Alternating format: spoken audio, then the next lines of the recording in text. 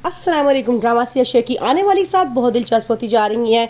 बदरुज़्ज़मा और उसके बेटे को इस बात का पता है कि शेर की मामा डॉक्टर रंगूवाला पे बहुत ट्रस्ट करती हैं और उन्हें उसी को कहा है उसके इलाज के लिए। अब वो डॉक्टर रंगूवाला को अपने साथ मिला के शेर को नुकसान पहुंचाना चाहते हैं। डॉक्टर रंगूवाला ये बात समझ चुका है कि फजर है जो शेर को ठीक करना चाहती है, इसलिए वो चाहता है कि फजर शेर के कमरे में ना जाए। वो बार बार फजर को डराने की कोशिश करता है कि उसने तुम्हें इतनी दफ़ा मारा है, तुम्हें जख्मी किया है, फिर भी तुम उसकी जान नहीं छोड़ती। आगे से फजर कहती है कि कोई बात नहीं, उसकी हालत ही ऐसी है, लेकिन जब मैं तब तक पीछे नहीं हटूंगी जब तक वो मुकम्मल तौर पर ठीक नहीं हो जाता। डॉक्टर रंगूवाला जान के शेर की मामा को ये बात बता देता है कि फजर हर वक्त शेर के आगे पीछे फिरती रहती है। उसकी मामा डॉक्टर को सख्ती से मना करती है कि फजर को उसके कमरे में मत जाने दिया करे, क्योंकि वो हमारे दुश्मनों की बेटी है और मुझे खतरा है कि वो मेरे बेटे को कोई नुकसान ना पहुंचा दे। अब बदरुज़्ज़मा डॉक्टर रंगूवाला को अपने घर बुलाता है और कहता है कि मैं चाहता हूं कि मेरे भतीजे को अब कत्ल कर दिया जाए, लेकिन मैं ये भी नहीं चाहता कि उसका खून मेरे हाथों पे लगे, क्योंकि वो मेरा सगा भतीजा है। मैं चाहता हूं मेरा ये काम आप कर दें। डॉक्टर रंगूवाला कहता है कि आप तो इतनी बड़ी शख्सियत के मालिक हैं, आप खुद ये काम कर दें, लेकिन वो कहता है कि नहीं, मैं ये आपसे काम करवाना चाहता हूँ ताकि किसी को कोई शक भी ना हो और तमाम जायदाद और सब कुछ मेरा आसानी से हो जाए। फजर अब उन डॉक्टर्स पर नजर रखना शुरू कर देती है जो शेर के कमरे में जाते हैं। जैसे ही वो शेर को दवाइयां देने के लिए जाते हैं, शेर सोने की एक्टिंग करता है और वो दवाइयां अपने पास रख के चले जाते हैं।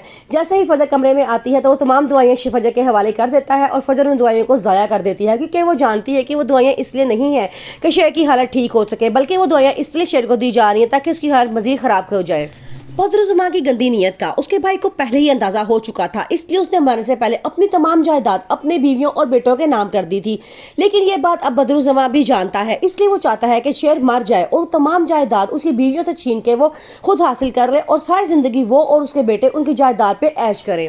फजर अब एक बड़ा फैसला लेती है। वो कहती है कि मुझे शेर के टेस्ट करवाने चाहिए कि कौन सी अद्वियात इसको खिलाई जा रही हैं। डॉक्टर रंगूवाला ये सुनकर बड़ा परेशान हो जाता है, क्योंकि उसका केस सारा खुल के सामने आने वाला है। वो फजर को साफ मना कहता है कि टेस्ट कराने की कोई ज़रूरत नहीं है, शेर की दिमागी हालत बिल्कुल भी ठीक नहीं है और इसका कोई फ़ायदा भी नहीं है।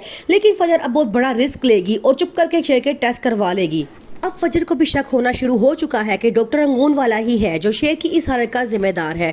वो उसे कहता है कि तुम इतनी चोटें खाने के बावजूद क्यों शेर के कमरे में जाती हो, तो हमें नहीं पता कि उसकी दिमागी हालत बिल्कुल भी ठीक नहीं है। आगे से फजर कहती है कि मुझे लगता है कि उसकी दिमागी हालत ऐसी नहीं थी, इसको जानबूझ के ऐसा बनाया जा रहा है। दूसरी तरफ फ्रिदा और उसकी मामा ये बात सोच रही हैं कि क्या वो इस मंगनी को कंटिन्यू रखें या इसको छोड़ दें, क्योंकि उनको शेर की हालत ठीक होती हुई बिल्कुल भी नजर नहीं आ रही और वो कहती हैं कि हम शेर के नाम पे अपनी बेटी को सारी जिंदगी नहीं बिठा के रख सकते।